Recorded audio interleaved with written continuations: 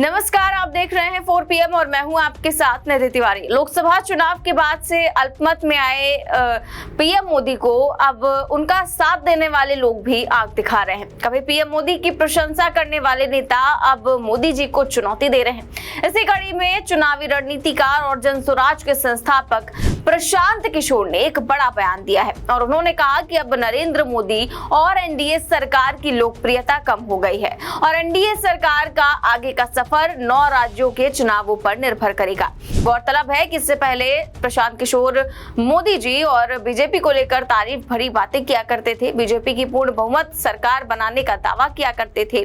कई बार प्रशांत किशोर पर भाजपा की बी टीम होने का आरोप भी लगा है, लेकिन अब उनके सुर बदले बदले से नजर आ रहे हैं। ऐसा इसलिए है क्योंकि बीजेपी ने इस बार मोदी जी के मार्गदर्शन में लोकसभा चुनाव में सबसे खराब प्रदर्शन किया, जिसके बाद बैसाखी की सहारे सरकार तो बन गई, लेकिन मोदी जी की कमजोरी का फायदा सभी दल उठाने में जुट गए। इसीलिए कभी बीजेपी के लिए काम करने वाले प्रशांत किशोर ने भी अब तो आंखें दिखाना शुरू कर दिया है और मोदी जी के भविष्य को लेकर बड़ी बड़ी भविष्यवाणियां कर रहे हैं, जिससे बीजेपी अमले में खलबली मची हुई है। प्रशांत किशोर ने कहा कि इसमें कोई संदेह नहीं है कि पीएम मोदी और एनडीए सरकार की लोकप्रियता में कमी आई है।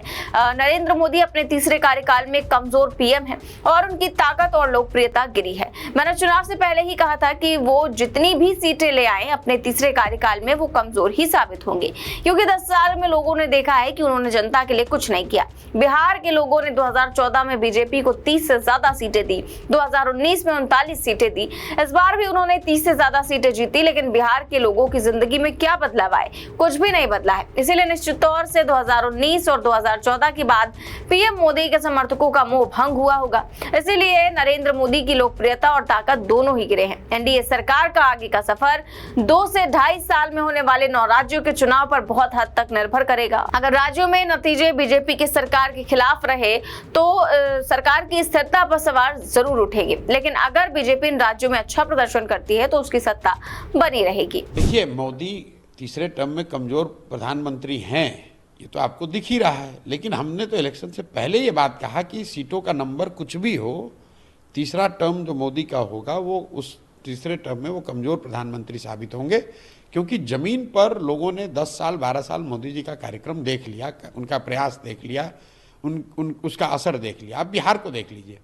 बिहार की जनता ने 2014 में मोदी जी को 30 से ज़्यादा सीट भाजपा को दिया, 2019 में 39 सीट दी, इस बार भी 30 से ज़्यादा सीट ये लोग जीते हैं। लेकिन बिहार के लोगों की ज़िंदगी में क्या फ़र्क आया? क्या बिहार के बच्चों की स्थिति सुधर गई? क्या बिहार में नए उद्योग लग गए? क्या बिहार के बच्चों का पलायन रुक गया? और अगर ये नहीं हुआ तो निश्चित तौर पर आज जितने लोग मोदी जी के फैन थे, जितने लोग मोदी जी के समर्थक वोटर 2014-19 में थे, वो तो आज कमी होगी। और लोकतंत्र में लीडर की जो ताकत है, वो ताकत क्या है? जनता का सपोर्ट। तो अगर जनता का सपोर्ट कम हुआ है तो प्रधानमंत्री रहें या सांसद रहें या विधायक हों या मुखिया हों, उनका ताकत तो कम होगा ही होगा। कि आने वाले 2-2.5 साल में जो 9 राज्यों के चुनाव हो रहे हैं, जम्मू कश्मीर, दिल्ली, हरियाणा, महाराष्ट्र, झारखंड, बिहार, बंगाल, असम और तमिलनाडु, इन राज्यों के चुनाव के परिणाम अगर बीजेपी के खिलाफ हुए तो निश्चित तौर पर सरकार की स्थिरता को लेकर सवाल उठेंगे।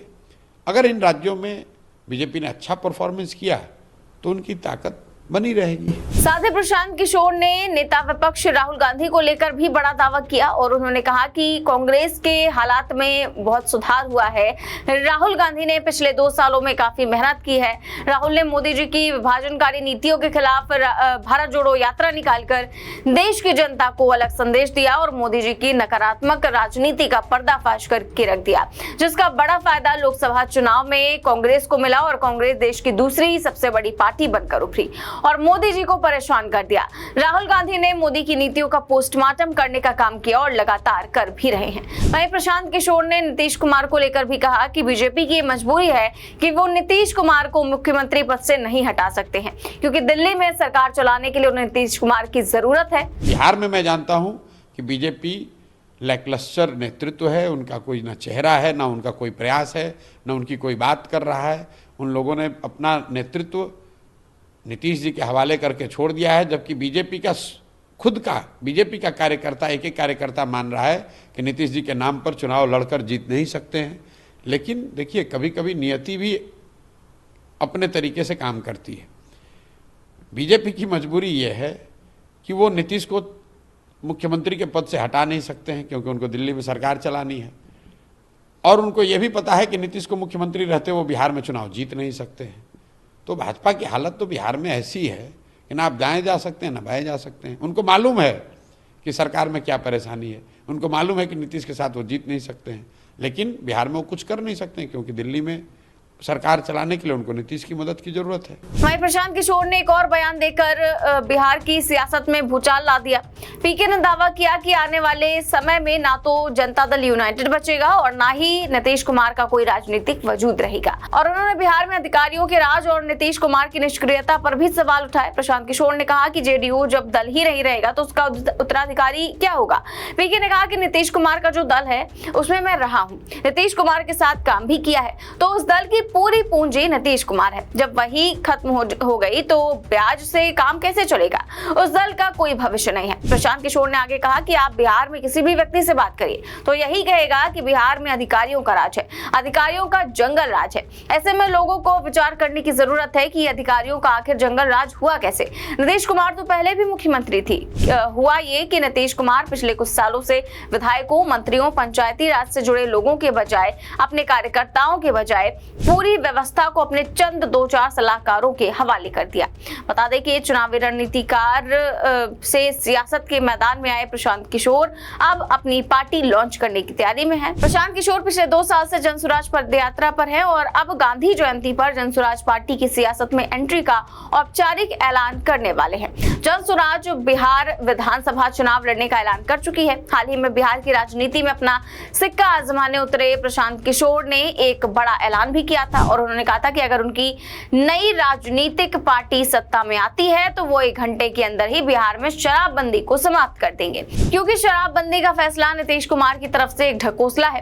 प्रशांत किशोर ने मौजूदा शराबबंदी की आलोचना की और दावा किया कि ये अप्रभावी साबित हुई है। शराबबंदी के कारण अवैध शराब वितरण बढ़ गया है और राज्य को 20,000 करोड़ रुपए के संभावित उत्पाद शुल्क राजस्व से वंचित कर दिया गया है। इससे पहले प्रशांत किशोर ने यह भी बड़ा दावा करते हुए कहा था कि हमारी पार्टी विधानसभा चुनाव में 40 मुस्लिम उम्मीदवारों को टिकट देगी। बता दें कि प्रशांत किशोर ने गांधी जयंती पर अपनी पार्टी के गठन की घोषणा की है और इसके लिए जोरदार तरीके से तैयारियां भी चल रही हैं। अब प्रशांत किशोर की तैयारी बीजेपी और जेडीयू के लिए 2025 के विधानसभा चुनाव में कितनी बड़ी चुनौती साबित होगी, ये तो आने वाला वक्त ही बताएगा। फिलहाल इस खबर में बस इतना ही। देश और दुनिया की तमाम बड़ी खबर जानने के लिए देखते रहिए 4 PM न्यूज नेटवर्क। नमस्कार।